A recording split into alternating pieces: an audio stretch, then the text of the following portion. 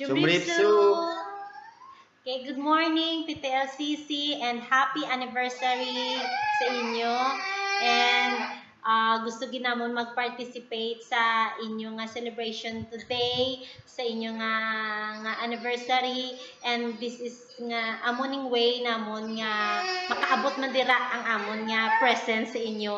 And gapasalamat kami sa Ginoo sa iya nga faithfulness, sa iya goodness sa among kabuhi diri sa Cambodia. Though hindi gid mahapos kung sa ano lang nga pagistorya, hindi gid kapos mabudlay gid siya. But then ang Ginoo nagapakita gid sang iya nga pagkagamhanan, sang iya nga pagkaayo, siya pagkamaayo kag matutol sa kabuhi, especially sa health ni Johan. Nag-ano gid si Johan diri, nag-suffer gid siya physically tungod sang adjustment niya siguro sa panahon. Naglain gid niya pamatsyag, naagyan niya gid ang mga ginalikawan namon sa iya nga hindi matabo sa iya nga mga sakit. But we thank God nga nagahulag gid ang Ginoo, pinaagis ni ginapakita agis sa amon nga wala gid sa gapabaya kag wala gid sa nagapatumbaya sa nga makinanglanon diri. And thank God kay okay na siya, naayo-ayo na iya lawas. And gapasalamat gid kami sang inyo nga continuous nga prayer dira sa amon, sang inyo nga pag-support diri sa amon through prayers, kag gina-appreciate gina namon kay we know through prayers magahulag gid ang Ginoo. And subong man nagapasalamat man kami nga Ginoo himo man sang way diri sa amon nga sa diin ang amon diri nga mission. So far gamat-amat man kami nga sa diin nga maka-reach out man kami sa mga kabataan diri, sa mga estudyante namon. No, kaamen gid si Johan, no? And salamat gid kay ang Ginoo upod gid naton sa tanan niya tinion bisan diin man kita kag naton ginahimo. Sa happy anniversary PTLCC. Salamat mo sa Ginoo kay sa gihapon he has been faithful halin sa pag-abot namon diri hasta subong makita ang ginamon ang kaayo sang Ginoo. Kay gid sa nagapabaya ang pag-uyat kag pag-support sa amon kabuhi, financially, physically, emotionally.